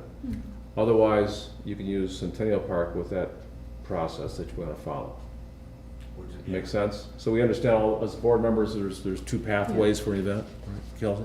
Yeah, I just want to say, I think this process will help with the differing events, so you have like Sick Pizza's car night, if they had an event approved, maybe it would say for these months every year and the board would consider it, versus then now you're having kind of competing interests coming in, and so all of a sudden we have to make decisions about like, based on our own preference, it seems Right. like, well, which way do we go? I just So, don't want people to look at Open-ended. myself and Kimberly in particular and say, well, they're picking and choosing what they want to partner on. That's Right. my biggest fear. that would, this would remove that burden on you, I think. You can blame the so. board is what you like to do. I Right. always do. I know, Yep. so I've heard. Yeah. Pete, We can- that's something. I think, on the Jeep Club, I mean, if they're actually gonna be a club, then I would believe that they should probably have their own insurance to begin with, if it's a club. I don't know, when Mike contacted me, we talked about it briefly, and I don't know if they have a formalized club, but I think it's a good point. I'll ask him when I give him a call. I'll probably give a call when I get home tonight, just to see what's going on, I mean, I think overall, I like the concept because it's something new, and to our point earlier that what Grace has taught, it brings some new people into our town. So it fits a lot of those things, other than legal stuff we're talking about. Grace? I'm wondering if part of this proposed application, there's a section on it that's more relating to why it would make sense to collaborate with the DDA on this particular event or project, since this does need to be collaborative, like partnership building. So maybe it has something similar to our committee application, where it has our kind of, the Main Street pillars that we have. Which one does it fit into? How does this fit into the DDA's mission, vision, values? Maybe some of that in there as well. You're so good. Can you kind of outline for me that, what you would like to see? Because you did such a great job on the committee forms. Okay, thank you. But Joseph? to that point, though, I think the flip side of that would be, you don't want it open to where you can get 20 of these, right? You have what you have, and you want to tighten them up. And if there's an expansion like that, you guys talk about it maybe each January and say, you know what, we have these 4 or 3 major events, and we have 3 minor events. Maybe Witches Night is the 4th one of those. And then you say, are we good there? I mean, Yeah. and these are our events, so to speak. Perhaps maybe, I've used this before where I say, well, if you want to partner with the DDA on an event, you have to come pitch it to the promo committee, come and explain it, and then they'll make the recommendation to the board. That probably will, Yeah. 90% will not do that. So maybe we go that route even. Well, what we're gonna do is we're gonna need to form, that's what we're Yeah. out here. So the easy path is to use the existing form the village has, right? That's the easy path, and I think that seems Yeah, we most efficient. tweak it as Do you agree, needed. Kelsey? With some modifications, like what Grace is saying, because if the authorization from the landowner is that it has to be a DDA collaboration, whatever it is, that needs to be part of the form. Okay. And you might just do that for the 2 or 3 existing ones that need to be tightened up that are already in place. All right, can Not we- so much as a way to invite everybody else to add a new application in. How do we get this form done? Well, again, I have the form that we've worked on and we updated it. So you can do it this week? Yeah. I could share it with you and you could modify it. It wouldn't take a lot of modification to add in those aspects you're All talking right, about. shoot me a like wish copy, list. and in fact, shoot everyone a board a copy if you would, please. It's on our website. You'll do it this week? Okay, well, you can send it to us because we never look at, what I'll send it website? to you guys. The one that we I spent got it. $6,000 on, that one? Yeah, I guess so. I don't know. So for instance, like the Witches' Night Out, I mean, I think the only ones that give me any gray area concerns are the ones in Washington Square. Aside from those, I have no concerns with them. The Witches' Night, it's more of a collaborative. It doesn't, it goes throughout the whole town. That's doesn't Not really get just- I mean, it any was- gray area of liability. Liability gray area is where I get concerned. It utilized Washington Square, but we did put that under the DDA umbrella and voted on Yeah. that last year, so. Yeah. So, okay. All right, that was a good discussion. Thank you, everyone. Thank you. And the last one on there, just the tailgate, I did want to mention that I chatted with OCTV, and they would like to partner with us on this and do the projection of the game on the big ugly red-brown area. But Have them paint it. right, yes. But I think it'll be really cool because I asked them, I'm like, I don't know how to do this, to be honest with you. And we talked about it in Economic Vitality, and they were like, oh my gosh, we would love to come and do the whole setup for you, so. Now, and I'm gonna read this event, like I said earlier, when we did the first football game between Oxford and Lower Oxford, we had 8,000, so there's a lot of people. And then the last couple of times, we had a lot of people at 925 Social watching the games there too. So that was kind of fun. From downtown, so. This would be, I think, a great event. Plus, we talked about utilizing Washington Square. Grace? And it's at Lake Orion this year, so if you want to stay in Oxford, you can. Yeah, our thinking when we were imagining this was that it would really, I think, build off of our Stronger Together partnership that we have with Lake Orion. We had discussed having the trolley run that night to take people from the square to the game and bring them back after the game. So again, it would be, bringing some of that partnership to the forefront as well. As long as they know who's in charge.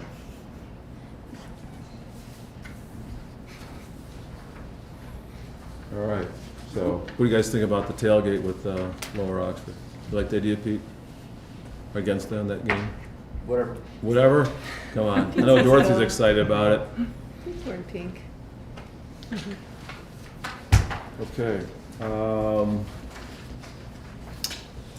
Another fun thing for Mr. Medor, he's just, Get back up he's there. probably never gonna come back again, so this is really good. Buckle, community update. I Or we could have cannot Kelsey wait do to it. hear this. He's a co-conspirator. I talked to him on phone today. All right. Can I get that update? You get up there, but in a good news, all those talks with the businesses, right, that I've been telling you guys about, we found 2 businesses that would like to come together and collaborate for that second level of the Wackle property. So I talked to both of them, we talked over pricing, we're meeting with Mr. Wackle on Thursday morning to look at the actual, like, set in stone prices and the build out. But it would be really awesome for these 2 businesses to come together, and I'll share them offline with you guys if you want to know. Go ahead, But Joel. it'd be really cool. So this is agreement. So how this came about is when a realtor came into our office a month or so, 6 weeks ago, and was asking some questions about the properties over there, mostly the ones fronting on East Burdick, what their zoning was and what someone could do there. And I heard him talking to Vicki, and she said, "Oh, I'm getting ready to list them."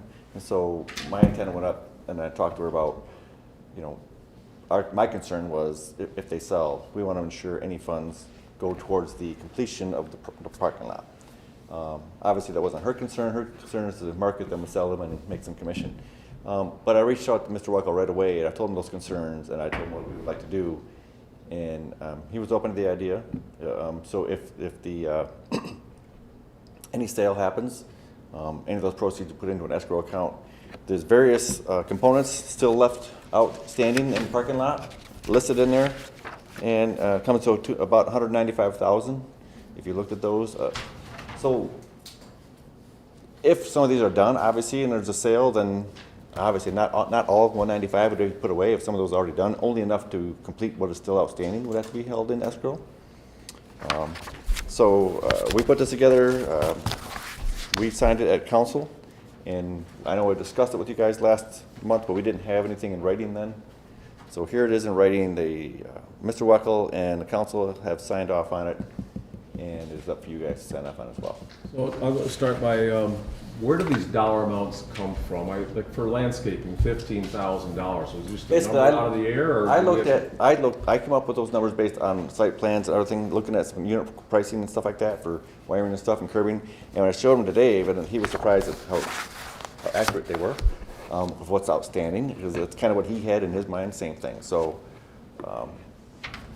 based on the site plan and look at some unit quantities around other projects. I'll say the board, when I read through this, I talked with Joe last week about it, and then today I called him too because I had some questions about it. I'm really excited Joe took the initiative in going forward and heard about this. I think that's really a pat on his back to take that initiative. Otherwise I would have slid through again. I did have some questions. I thought, maybe there should be a personal guarantee on here for Mr. Weckel. Maybe you can address that issue there or not, because I'd like to make sure that's done and he doesn't continue to delay and delay and delay. But that's my only objection, but I don't want to throw out the baby with the bathwater. I think this is a good deal. So let's go through and ask some questions about this. Pete, When he stood up in front of us and everything earlier in the year and promised that by mid-July, the parking lot would be done. If we agree with this and sign off on this, we've got it spelled out here, whatever, about the parking and so on and so forth. I don't want it to go past the end of July without a parking lot. I mean, I don't want him to sit here and hopefully he sells the building, then I can go ahead and make the parking lot. Because as it almost looks in here like, I sell a little bit, I'll finish off the parking lot, because otherwise, the parking lot's not gonna get done. It was supposed to have been done 2 years ago, a year and a half ago, whatever. But again, this past winter and spring, when he sat there and swore up and down that by July, actually, he was supposed to start working on it in March, but that it would be done by July. So I don't want to have him get any inclination out of here that he can turn around now and just wait till September, October, November, and when I sell the property, I can pave it. That's a concern. I mean, we still have no guarantee that parking lot's going to be done. So how do you address that, Joe, since there is no guarantee and he's been giving us excuses till the cows come home? So, I think the only difference right now is that he has those listed for sale. And that's all this is really addressing. We don't want him to get away with the money. Right. Right? So that's all this is really addressing. We don't have the leverage that we would like to have on forcing the construction. With the PUDs are only good for so long, it's, for all intents and purposes, is expired. The contract really isn't enforceable, according to Mr. Davis at this point. So all we have to do is help and drag someone over the line with completion. And when this came up, my only concern was I don't want this money to go elsewhere if these sell. I have no idea what they're listed for. I haven't even checked. I don't know. I don't know if they're potentially could be sold or not. I don't know. This is only addressing the option or the possibility of the sale, and that's still not getting what we want. That's all this is really trying to address. Did you address Pete's question though with Mr. Weckel about the parking lot that's been talked about? The only Yeah, the only thing I've heard recently is DTE, because with the way some of the parking lights are, the parking lot lighting do have to go underneath the curb area. I still don't know, DTE isn't exactly sure where they're gonna put the transformer in or something like that. They're waiting perhaps. I still think plenty could be done outside of that area. You could run the curve all the way down this way and all around Stanton and back up if in fact there's an area up in question up in the northern end. I do think he needs to come back to village council meetings and give updates, because I do feel like he was making progress when you guys were requiring him to come in. Yeah. Yeah, I think we're gonna be sitting here in December and it's still gonna be dirt. We all know this project has been dragging on forever and ever and ever, so anything we can do to speed it up. I understand this is only trying to address making sure we recover some funds, but anything we can do to get him moving, maybe get him back in front of village council is a good idea. So the one action plan, we have him come back to village council and that's it?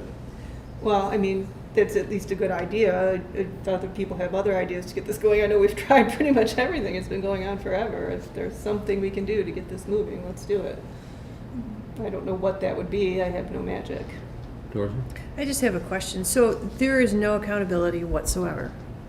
There is nothing legally right now binding him to finish or give money if he sells those properties that we made a deal with him on. Is that what I hear? I said the PUD, the way it was and the way it was written, has expired, and by law they expire after a certain while. So, So you're just clear of it? Like it's like non-binding, like he just has ownership of said You have- property and can do with it what he I wants? suppose you could go back to a breach of contract and go to the courts, from what Mr. Davis said, but I don't know. I'm not the attorney. It blows my mind. Grace? I'm just wondering if this situation started before I came on the board. If I think could before you get were born. A bit more context. The whole situation. Because I'm not familiar with a lot of what they're referencing. It's your fault. So the PUD initially was drafted in 2016. I think they first signed in 2017 with an extension here and there. There's a couple changes, minor in the front end. Mostly the amendments that came when I came at the end of 17 and into 18 were dates more than anything. Of course, then COVID came and that provided a year or two of delay. This is, But that is one or year or two out of 6 or 7 years. So is this just a renewal of the agreement that expired This has then, nothing to or do this with, is this has completely nothing to different? do with that. This is only, hey, the properties that are there are being listed and marketed now. If they sell, we want to ensure that that money doesn't leave the block. Yeah, okay. That's all this is. so just to be clear on this, Grace, this has been an ongoing project here for a long time, a lot of complaints about it, a lot of excuses. Broke ground in 2019. But this is new here in an attempt to make sure the money doesn't leave. Bryce, how about some comments or questions from yourself? I'm just learning a lot like Grace is right now. Yeah, I appreciate I don't that, have though, any having value some or context. questions to add. Well, I would think Puts in all us in a seriousness, I perspective. would think all of us learn that, there's, and going back to what Dorothy says too, I think in the future, there's gotta be some concrete accountability rather than just, a smile and a handshake. Seriously, anything we all vote on, just like we talk about trying to have our committees and things like that, we've gotta make sure we have some guarantees. Kelsey, why don't you go ahead then, since you're the last person up to bat? So for a little historical context, this PUD agreement was extremely poorly drafted. I don't know who drafted it. I hope it wasn't Bob. But it really gave neither side any accountability. And the legal predicament we're in, without giving too much away, is just that we do have a legal right to pursue an action in court, but this is what Bob has told us. I'm not like speaking from my own head right now, but that it's in everyone's best interest to just try to get him to finish the project. I hope that he doesn't need this money to do the work, but in my mind, his willingness to sign something like this tells me he does. And so I do think that it will continue to be delayed. However, we'll definitely have him come back before council. I think it did seem to hold him accountable because he would provide updates. This is my book on everything he's told us, and I check and I go back and I make sure you said this then, what about now? So he does feel the pressure, I think, at least when he's in front of council, to provide some update. So yeah, in my book it says mid-July asphalt. And so last meeting we asked about that, and it's DTE now. So what's going on with DTE? But The conversation today was super interesting because one of the tenants that would like that space has 45 days. She was notified today and it's in the village. She's 45 days to get out because they sold the building. And I said, Dave, how fast can you do a build out? And he said, well, the elevator, I think we have it ordered. I think the car will be here in October. And he made the comment about something else. And I just can recall our conversations over a year and a half ago of him saying that those things were on order. So that was very frustrating, especially because I'm bringing 2 businesses that want that space to him. And now he's going, hopefully by fall we could maybe get them in there. So that is my concern. The other concern I have, and I do think that we have to sign this. This is the only thing that's holding us to getting anything that we have left. But one of those properties that is for sale was a DDA property that he originally was supposed to have a building on. And that's super frustrating that he's gonna probably make over $200,000 on that little slot of property, and all we're getting back is, again, a parking lot that's not even finished. So that's that's the only part where like, I'm like, okay, you're selling our property that we handed over. Yeah. The good thing is if he does sell that. Grace is yeah. going to. Yeah, I was following up to what Kelsey was saying earlier. If we sign this PUD, do we still have the option to pursue other legal recourse for the previous? This is not a PUD. Oh, this is not. This is just about, It's saying that if he sells it, we get some money potentially. okay. But go ahead, your question is still valid, it's just, a different title, but is there still recourse is what she's asking, sign this, is there still, if the other Recourse things to don't go pursue what through? wasn't fulfilled before. Yeah, I think so. I think that's how, I know that's how Bob intended it. I'm just Okay. checking the recitals.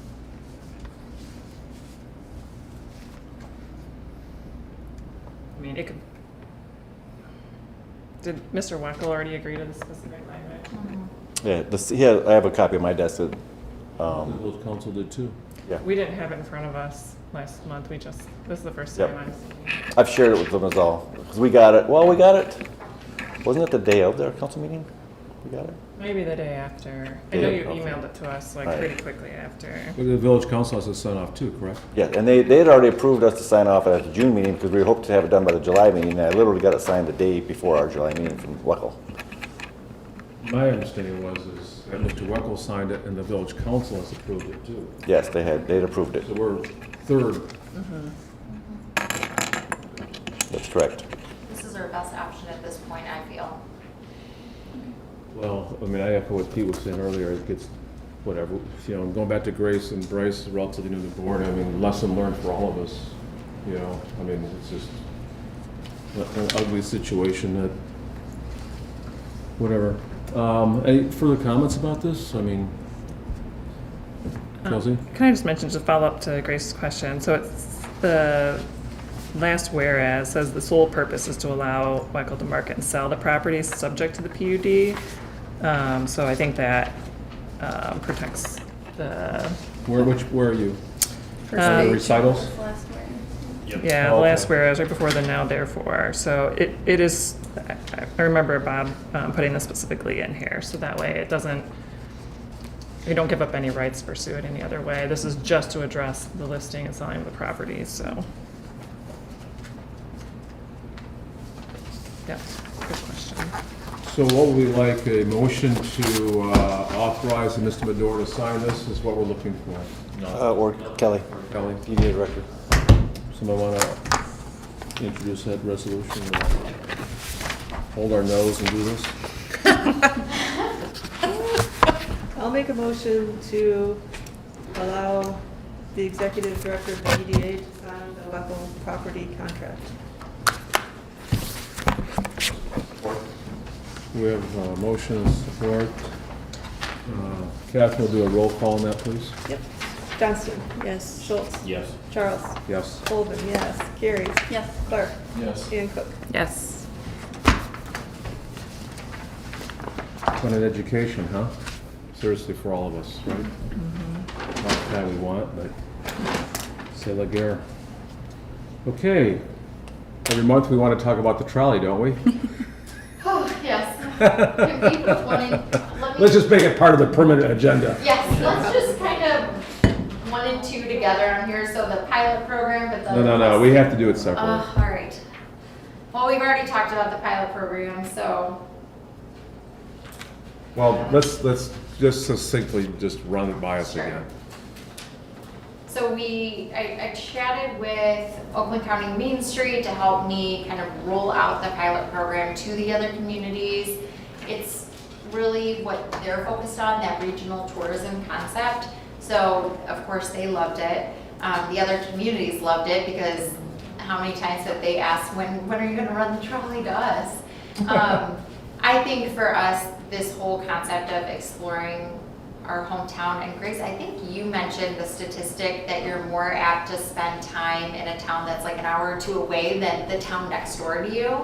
And I just thought that was so fascinating that, we really don't spend that much time like with Clarkston or Rochester and things like that. So the other towns that I've already mentioned it to loved it. Roughly number-wise, if we do like a 4-hour event with all the cost of the trolley, it'd be like $250, which is, I think, hardly anything. even if we ended up doing a seat on the trolley for, $8 a ticket, it would take care of that. So not to say that we're gonna do it like that, but just for numbers. So I think that we continue to, figure this out and what this looks like and timing on everything, but I think it's a great idea. And Lake Orion's on board too, because I did say, I still want this to be part of both communities. That cover what you wanted to say, Grace? Anything you want to follow up on the trolley with that project? Yeah, just some logistic follow-ups. As Kelly was saying, we've already started to do a brief feasibility scan with the neighboring communities to see who's interested and who's not. So we've identified Rochester, Clarkston, and Auburn Hills as potential pilot communities for this program. They're willing to work with us on this for the most part right now. We also discussed having the neighboring or partner communities covering the costs for the trolley for the event that goes from us to them. There also seemed to be interest with that. So overall, we found that implementing this pilot program would be highly feasible. As Kelly was saying, the cost would be quite low. I've also done a bit of talking to business owners downtown as well to see if they'd be interested in collaborating for that evening. It'll be hopefully quite promotional for them as well. Drum up some new business. So What day of the week would you run this? Tuesday, Wednesdays, or then when we talked about it? Yeah, That's I it. think the thing to note is that our consistency with the trolley schedule right now, running Friday and Saturday, is showing huge increase in numbers.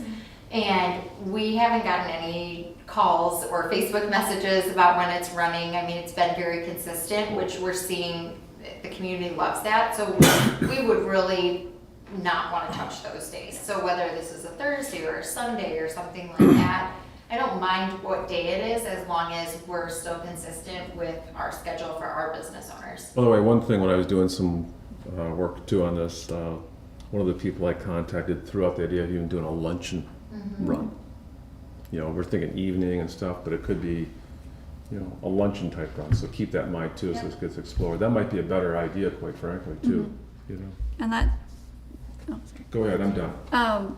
The data that we have, or anecdotal data even, that we have on the regularity of the trolley, we took that into consideration when we were thinking about this as well. So obviously not as frequent as every weekend, maybe once or twice a month, but having consistency and a regular schedule for when the hometown hop would happen is something that we're also proposing with this. Any comments or questions about that?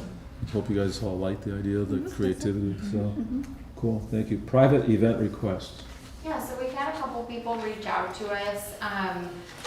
The MDA is one of them, Michigan Downtown Association. They have their annual meeting coming up, and we have hosted them on the trolley before, and they would really like it. They're going to some of our neighboring communities, and it's a Thursday in September, and Molly, Dina from the MDA, the executive director, reached out to Molly and I. We're all very close with her, and we would like to, I guess, co-sponsor it because Oxford is invited as well on this, and really to sit on the trolley and be able to talk about our wonderful downtown. So it would be less than $100 for Oxford and Lake Orion, and then the MDA would pay the other $100 for their 4-hour stint that they would be running it. But I would just like approval to, let the MDA have it for that Thursday night, but then also as we continue to talk about a pilot program, continue to talk about running the trolley for events and keep our mind open on that, as long as it, again, doesn't interfere with our consistency of our Those are Friday two and things. The Saturday. MDA would use it on that Thursday It's a night? Thursday, yep.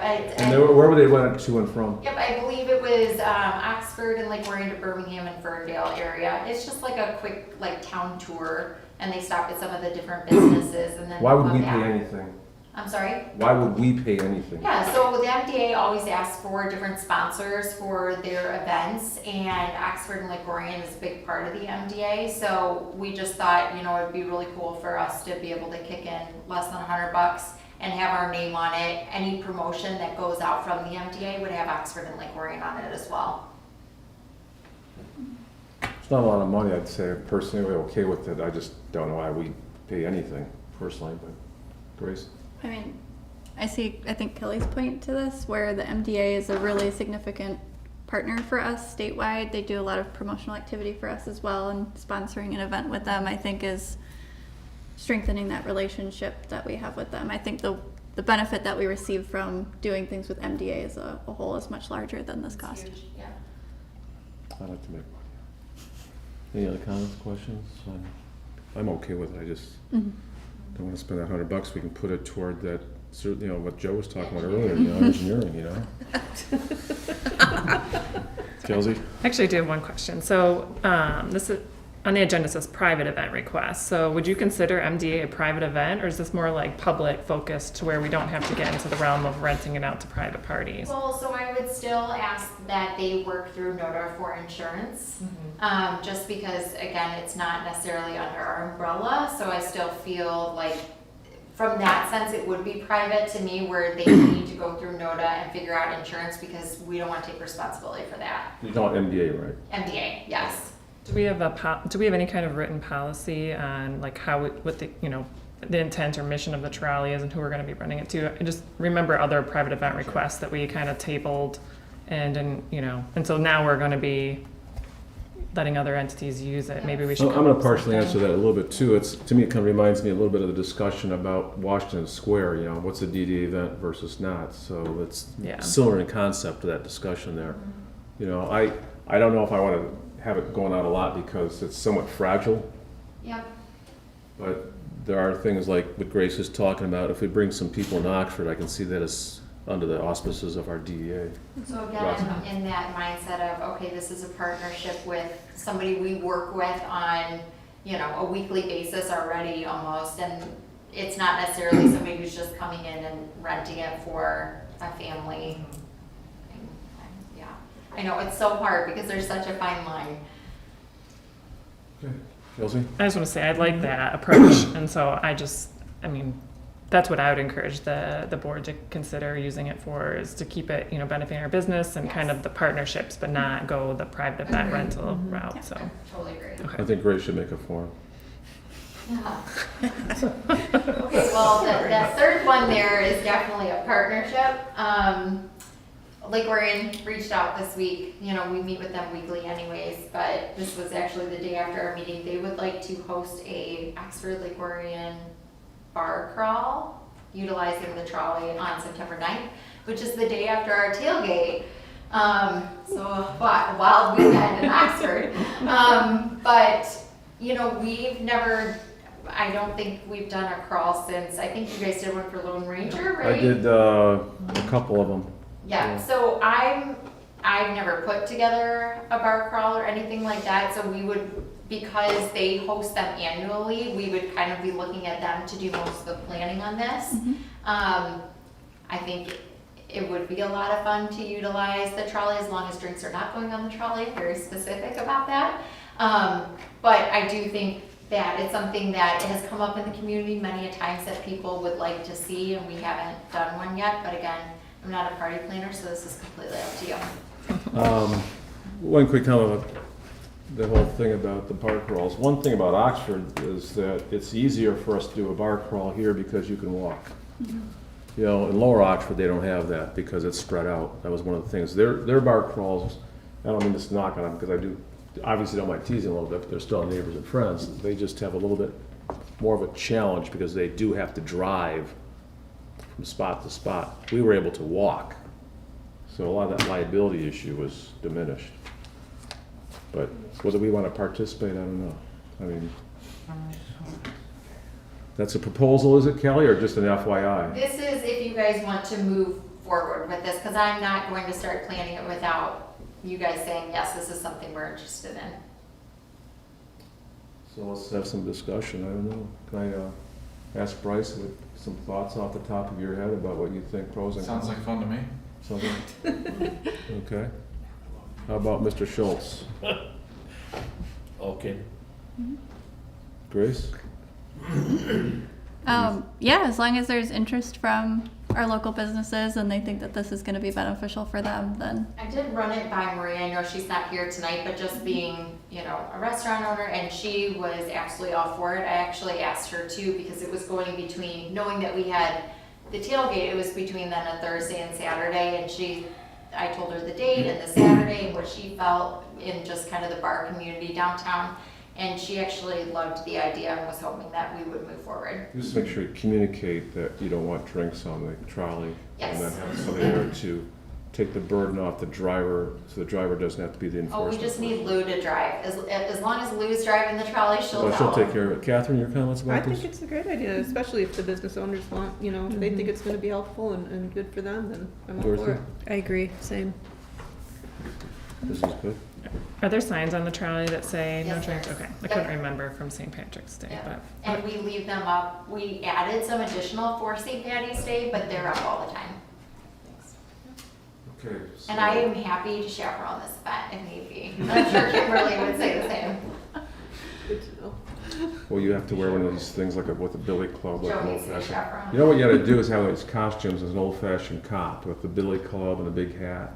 That would be the way to do it, seriously. Okay, what's 11? What's that next So, item? so do you think we should have a resolution to that extent? I mean, that sounds to me like we should. I mean, what do you guys think? A resolution say we support We're not that? spending anything. We good? I think as long as we voice our support, we're good. Yeah.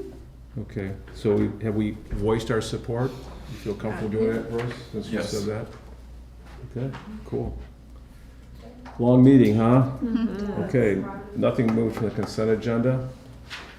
Board member comments. So let's start with Bryce, since I'm picking on him first. I'm trying to keep him awake.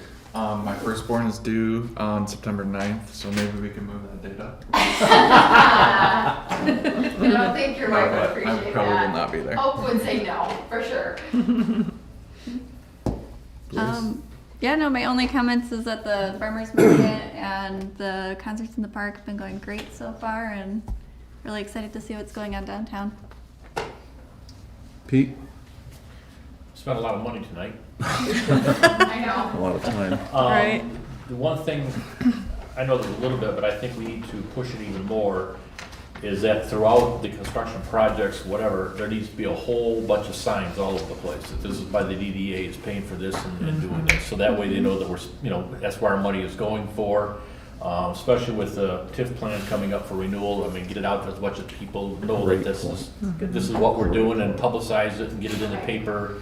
Do everything we can to make sure we get, signs all over the place on this. I did like that every time Oxford emailed out this week. Kelsey, you probably saw it with your kids there, but it said that the Oxford DDA is the beautification of the area behind their area. So every time I got it, I was like, Yeah, I saw that. But I totally agree, Pete, and I will work on some outdoor signage for that area, and then we'll just move it over behind Victoria's, and we'll just save it and move it. Okay. Yep. Catherine? Just congratulations, Grace, on your upcoming nuptials. Yay. We don't know if this person really exists. I believe it. He's at the apartment right now. Dorothy? I just want to say, I love the forward momentum that's going on. There's a lot of great ideas. I think some good concepts. I really love it. I think this is a great group. Yep. Kelsey? No comment, thank you. What? No comment from Kelsey Cook? No. I'll have to make up for it then. Oh, no. I like what Dorothy said. I think the board, for the most part, we've done a pretty good job together working collegially.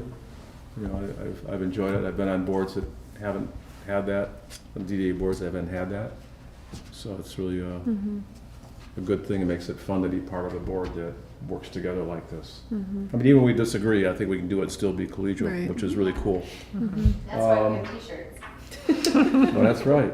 Another comment, going back to what Grace said, you've seen things I've sent to the board about, as a township representative, SEMCOG, and these population studies, and I sent one out to a few people too, from Peter Zihan, who's a geopolitical scientist about population declining across the world, by the way, not just in Michigan, but that's a growing trend. And that affects 48371, I'm not saying, because, we've got subdivisions coming in, right? Like Oxford Hills Golf Course, if you don't know that, has been sold. So that'll be another 300 houses. Those kinds of things are happening.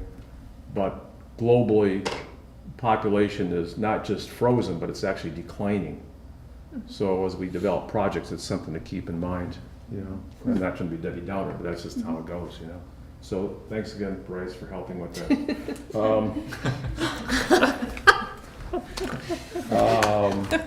The other thing is, congratulations again to Mrs. Kelly, What did you bring this month? because you have your thing coming up in August, right? Well, yeah, but you guys are gonna see me the week before. We moved the meeting forward, so we have August. Well, we want to be ready because I know right after, or right before that, there's an event, and I'm going to invite everybody here. We're going to have a little thing going on. So we have to have a little Vegas type of thing. What's your favorite game there, Kelly? You enjoy some blackjack. Blackjack. Oh, boy. So we're going to have a little Elvis event with some Las Vegas stuff, and Kelly likes blackjack, so we have some blackjack here. Oh my god. Can I throw this and you won't hurt yourself? What is it? Blackjack chewing gum. Oh, okay, sure, yeah, all right. Okay, I'll catch Vicky's for it. Sorry, Kyle, I'll make one up for you, buddy. Whoa! Well, you know, Sorry, I'm not playing center Stick field. to the DDA, Brad. So Viva Las Vegas, I'm having a little event at my house August 12th, so I'm inviting people here there August 12th. I mean, I meant to tell you this, but Martin's coming. So if he's not at your nuptials, as Catherine described it, you'll understand why, okay? So Viva Las Vegas, August 12th at the Charles House. That's about it. Any other comments or questions from our esteemed DDA board? No? Make a Okay. motion to adjourn. There it is. I'll make a motion to adjourn. Second. Who said that? Pete? And did it get seconded, or do we want to stay? Catherine seconded?